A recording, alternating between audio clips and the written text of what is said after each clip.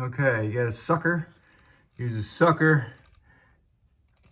Spray down some brake clean and suck it all out. Do that like twice. Just give it a light blow and blow out your ports. And get about as clean as you're gonna get.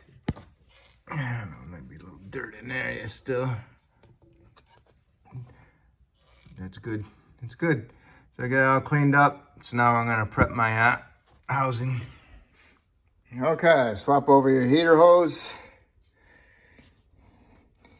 If you can get a new one, I'd put a new one on. It's a little rubbery. If it's okay, then go ahead and keep it. Okay, I'd recommend replacing if you could. All right, I put some Seal Glide on my seals.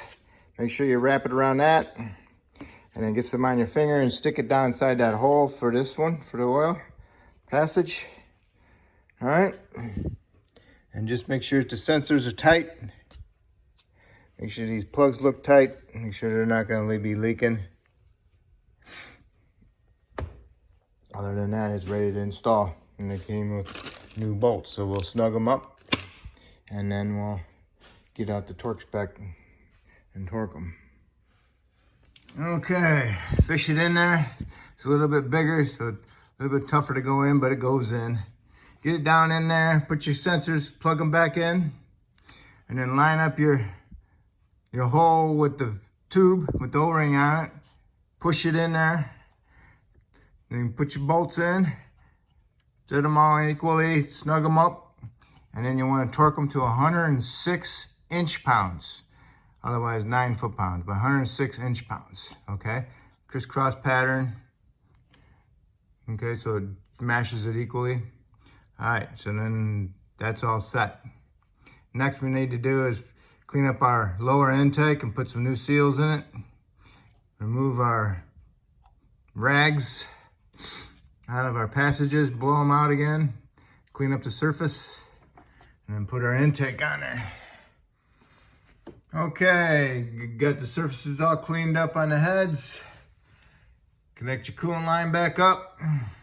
Make sure you blow out your ports. Make sure there's no pieces stuck in there. It's all ready to go. Got your intake all cleaned up. Got your ports for your injectors, where they go. Put a little round brush through there. Clean them up. Put your new gaskets on there. I got some Seal Glide on there. Tap it on there, spread it around a little bit. That helps when you move the center around a little bit. It helps it slide so it doesn't cut or roll. Okay? Okay, so now we're gonna place that in there and I'm gonna snug up all my bolts. Okay, what you need to do now is got them snugged up and and then you need to torque it to 106 foot-pounds. Do a crisscross pattern, 106 foot-pounds or 9 foot-pounds. 106 inch-pounds or 9 foot-pounds, okay?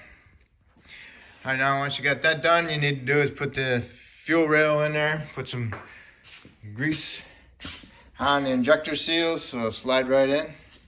And then what you want to do is put those bolts in there and snug them up. And these are the fuel rail bolts, and you can tighten those to 76 inch-pounds. When you get that fuel rail in there, line it straight up, get them all centered, wiggle it, push them down, wiggle them, push them down, okay? Then you can put your bolts in there if you want. You can put your harness back into the fasteners in the back, but most of the time they break. So other than that, now you can tighten up your injector rail bolts. 76 inch-pounds. Okay, now's the time to do spark plugs if you're gonna do spark plugs.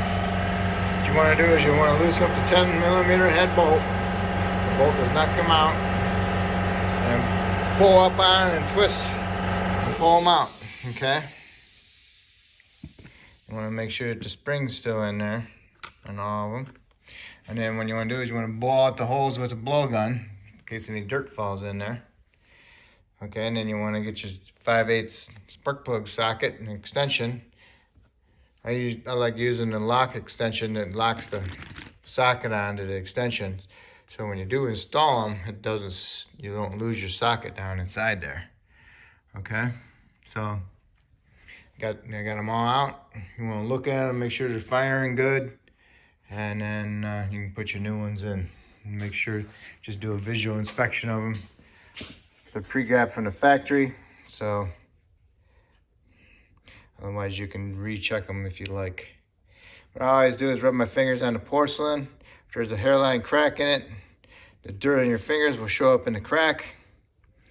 And I'll make sure that the gap is not smashed. It looks good and even. I do that to them all. Make sure that the porcelain doesn't fall down on it. It looks good. Just put a little bit of lube on your threads and get them put in there. And then you want to torque them to like 18 foot-pounds. Okay, spark plugs are in. Now all you need to do is prep your coils. Put a little dialytic grease inside there, rub it around inside there with a little pocket screwdriver. You know, inside here. Rub it around and on the sides inside there. Put some grease right here, dialytic grease on here. Rub it around on this. When you push it in, it helps seal the top, keep dirt from going in there, and also ease the installation. Okay? Do that on all of them. And push them in there. Line them up. And just snug up your little 10mm bolts. Okay? They're just holding them in there. They're not doing anything else. Snug them up. It just goes into a little brass grommet into the valve cover, so you don't want to strip them out. Okay, just snug them up with your little 1/4-inch ratchet. And do the other side the same way, and that's how you do your spark plugs.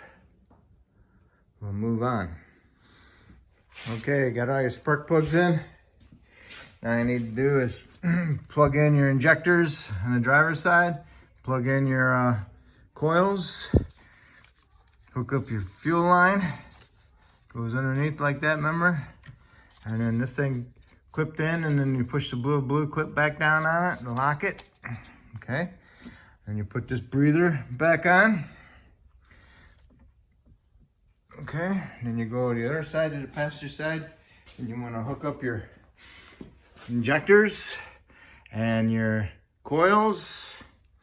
And then you want to do this wire harness that goes to the phasers for the cams, and also your alternator, and tighten your nut up, the 13 nut, remember? Okay, and you got these, set them out of the way a little bit, maybe hang them up with a cord, get them out of your way, and then we can put your upper intake plenum on there. Okay, got all your intake bolts threaded out just a little bit, you know, like one thread into the out position so they're not hanging down. Clean this up, and then put a little bit of a sill glide on there to allow the gasket to slide on it so it doesn't roll on you. Put your new gaskets, your upper plenum in there. Make sure they're all inside the groove and flat. Okay, so remember when you do your intake, your upper plenum, put it in there and pull it this way so that the studs go into this bracket, okay? And then you're gonna line up the intake on there, because there's two little nubs that goes into the lower intake. These gotta snap in, and then you can start threading your bolts in and get them started, and then snug them up. All right, got the intake on there. Snugged up all your intake bolts, and you want to torque those to 106 inch-pounds. Okay, and then once you get that done, undo your bungee cord holding these up, and you can start with that one clamp here. Get this back down under right there, and get these bolts started, and then you can put your heater hose back and your wire harness and your big connector and push it together. Remember the connector, it slides together, has a piece that turns in it. Okay, you put the two 10mm screws into the upper plenum. Put your breather tubes onto the intake. Goes in the lower part, this one does. And this one goes into the middle one. Okay. And you want to clip your harness in the back. And remember, when you connect this together, the gray slides over and that little white piece spins. Make sure it's all together and it clicks in, and you can fasten it into the bracket. Right there. Mine's stripped out, but there it is. All right. So that's all good. And now you want to do is get your other line that goes to the intake. Get that twisted back around like that. It goes on here. I don't know if it goes over or under. I think it might go over the heater hose. So let's see. Let's see how it looks. Get your heater hose back on there like that. Let's see how this piece goes. Goes like that. It might go underneath. Let me play with it a little bit. Okay.